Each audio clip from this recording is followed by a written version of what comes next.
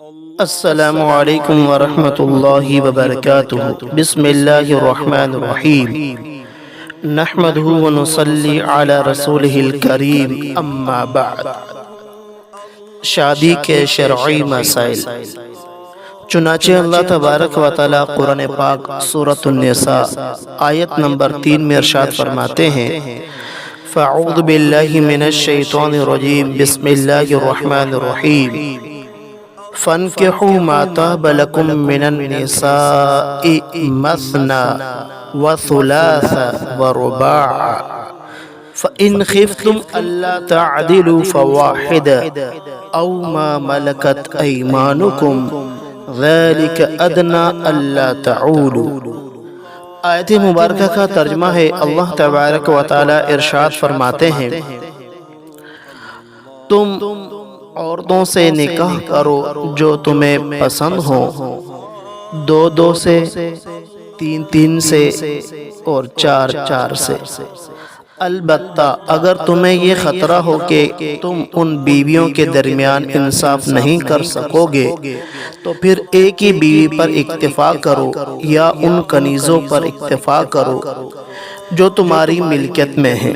اس طریقے میں اس بات کا زیادہ امکان ہے کہ تم بے انصافی میں کہیں مبتلا نہ ہو جاؤ۔ اس آیت کی تفسیر میں لکھا ہے، زمانہ جاہلیت میں بیویوں کی کوئی تعداد مقرر نہیں تھی۔ ایک شخص ایک ہی وقت میں 10 20 عورتوں کو نکاح میں رکھ لیتا تھا۔ اس آیت نے اس کی زیادہ سے زیادہ حد 4 تک مقرر فرما دی ہے، اور وہ بھی اس شرط کے ساتھ کہ انسان تمام بیویوں کے درمیان برابری کا سلوک کرے، اور اگر بے انصافی کا اندیشہ ہو تو ایک ہی بیوی پر اکتفا کرنے کا حکم دیا گیا ہے۔ ایسی صورت میں ایک سے زیادہ نکاح کرنے کو منع کر دیا گیا ہے۔ چنانچہ متعدد احادیث مبارکہ کے اندر بھی نکاح کرنے کا حکم مذکور ہے۔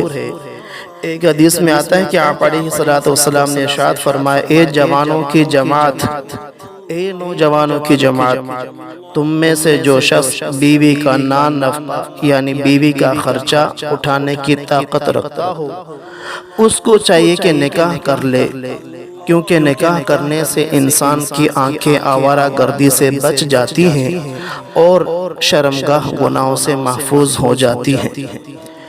اور جو شخص شادی پر قدرت نہیں رکھتا، بیوی کے خرچے کو برداشت کرنے کی طاقت نہیں رکھتا، اس کو چاہیے کہ نفلی روزے رکھے، کیونکہ روزے رکھنے سے انسان کی شہوت ٹوٹ جاتی ہے۔ چنانچہ ایک اور حدیث پاک میں آتا ہے، نبی کریم صلی اللہ علیہ وسلم نے ارشاد فرمایا کہ جب بندہ نکاح کر لیتا ہے تو آدھا دین اس کا مکمل ہو جاتا ہے۔ اب اس کو چاہیے کہ باقی آدھے دین میں اللہ سے ڈرتا رہے۔ اسی طرح ایک اور روایت آتی ہے شادی نہ کرنے کے حوالے سے کہ آپ علیہ الصلوۃ والسلام نے کتنا سختی کے ساتھ ناراضگی کا اظہار فرمایا۔ چنانچہ آپ نے فرمایا کہ من تبتل فلیس منا، او کما قال علیہ الصلوۃ والسلام۔ ترجمہ: جو شخص نکاح کرنے کی طاقت رکھنے کے باوجود نکاح نہیں کرتا وہ ہمارے طریقے سے خارج ہے، کیونکہ یہ طریقہ نصارہ کا ہے، وہ نکاح نہ کرنے کو عبادت سمجھتے ہیں۔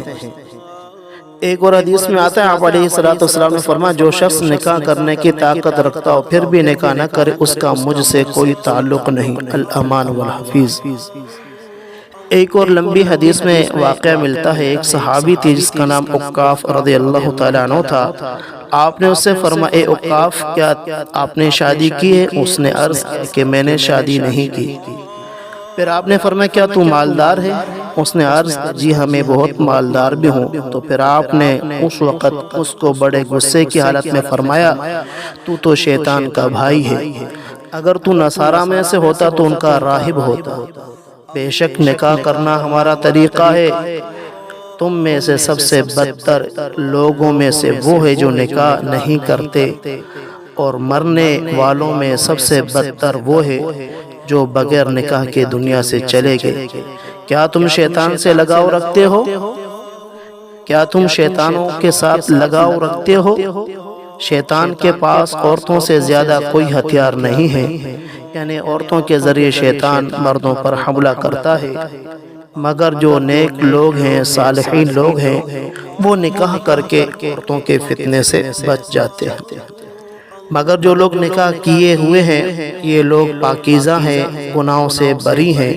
اور آپ نے فرمایا اے اوقاف تیرا ناس ہو، تیرا ستیہ ناس ہو، تیرا نقصان ہو۔ یہ آپ علیہ السلام کے سختی کے غصے کے الفاظ ہیں۔ فرمایا کو اوقاف تیرا ناس ہو، نکاح کر لے، نکاح کر لے، ورنہ پیچھے رہ جانے والوں میں سے ہوگا۔ یہ مسند احمد کے اندر روایت موجود ہے۔ بہرحال فقہاء کرام نے بھی سوائے اس صورت کے کہ جب کہ عورت کے ساتھ ظلم کرنے کا اندیشہ ہو یا یقین ہو، یعنی بیوی کے ساتھ ظلم کرے گا، کنفرم بات ہو، اپنے طبیعت سے بندہ واقف ہو، اس صورت میں نکاح کو مکروہ لکھا ہے۔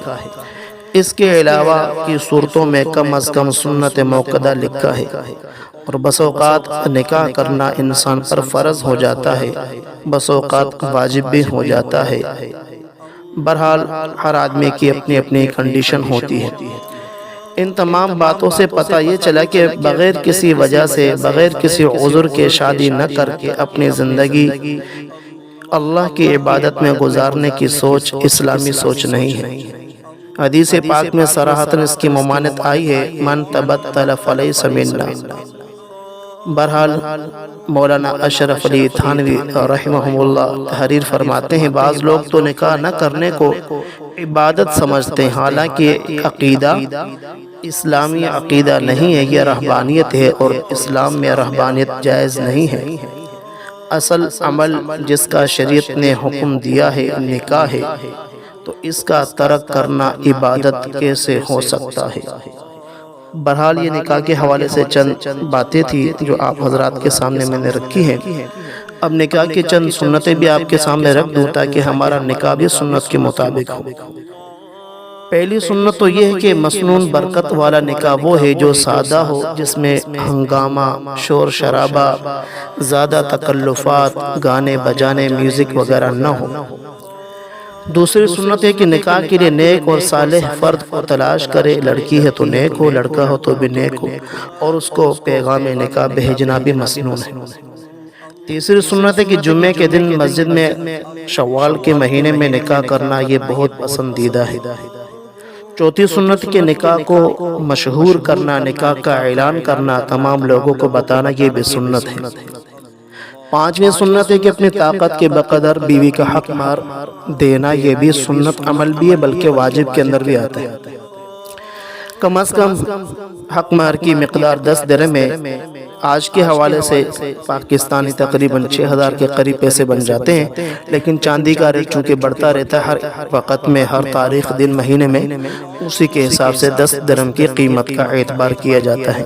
باقی زیادہ سے زیادہ جتنا دینا چاہے مہر، کوئی حرج کی بات نہیں۔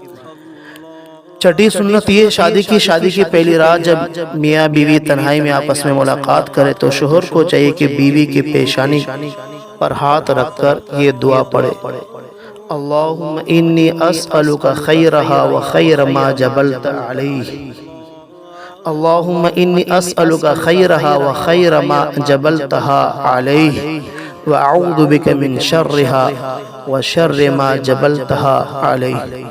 ترجمہ: اے اللہ جل جلالہ، میں تجھ سے اس عورت کی بھلائی اور اس کی اچھی عادت اور اچھی اخلاق کی بھلائی کا سوال کرتا ہوں، اور اس کے اخلاق اور عادات کے شر سے میں تیری پناہ مانگتا ہوں۔ ساتویں سنت یہ کہ جب بیوی سے ہم بستری کا ارادہ ہو تو یہ دعا پڑھ لے، پھر اگر اولاد ہوگی تو انشاءاللہ اس پر شیطان مسلط نہیں ہوگا اور شیطان اس کو نقصان نہیں پہنچا سکتا۔ وہ دعا یہ ہے، بسم اللہ اللہم جنبنا الشیطان وجنب الشیطان ما رزقتنا۔ ترجمہ: میں اللہ تعالیٰ کے نام سے شروع کرتا ہوں، یہ کام اے اللہ ہم کو شیطان سے بچانا، اور جو اولاد تو ہم کو عطا کرے اس کو بھی شیطان سے دور رکھنا۔ اس دعا کو پڑھ لینے سے جو اولاد ہوگی اس کو شیطان کبھی نقصان نہیں پہنچا سکے گا انشاءاللہ۔ 8ویں سنت ولیمہ کرنا۔ یاد رہے کہ میاں بیوی کا آپس میں ملاقات یا ہم بستری یا بند کمرے میں ملاقات کرنے کے بعد اگلا دن جو آئے گا شادی کا دوسرا دن، اس دن اپنے عزیزوں، رشتہ داروں، دوستوں اور مساکین کو ولیمہ کھلانا سنت ہے۔ ولیمے کے لیے ضروری نہیں ہے کہ بڑے پیمانے پر کھانے تیار کیے جائیں، تھوڑا کھانا اپنی طاقت کے بقدر تیار کر کے دوستوں، عزیزوں اور رشتہ داروں کو کھلا دے، اس سے سنت ادا ہو جائے گی۔ بہت ہی برا ولیمہ جو حدیث میں بیان کیا گیا ہے وہ یہ ہے: شر طعام طعام الولیمہ یدعا لہا الاغنیاء ویترک الفقراء۔ ترجمہ: سب سے برا ولیمہ وہ ہے جس میں مالداروں کو بلایا جائے اور غریبوں کو چھوڑ دیا جائے یا دھتکار دیا جائے۔ اور ولیمے کے نام پر پیسوں کا لین دین کرنا شرعاً یہ بھی غلط ہے، اس سے بچنا چاہیے۔ ولیمہ ہوتا ہے اللہ کی رضا کے لیے سنت سمجھتے ہوئے مفت میں، فری میں کھانا کھلانا۔ ایسے برے ولیمے سے بچنا چاہیے۔ ولیمے میں ادائیگی سنت کی نیت رکھنی بھی چاہیے۔ دیندار، غریب اور محتاج لوگوں کو بلائیں، امیروں میں سے بھی جس کو دل چاہے بلائیں، مگر غریبوں کو دھکے نہ دو۔ جو ولیمہ دکھلاوے کے لیے یا لوگوں کی تعریف کے لیے کیا جائے اس کا کوئی ثواب نہیں ملتا، بلکہ اللہ تعالیٰ کی ناراضگی اور اس کے غصے کا ذریعہ بن جاتا ہے۔ الامان والحفیظ۔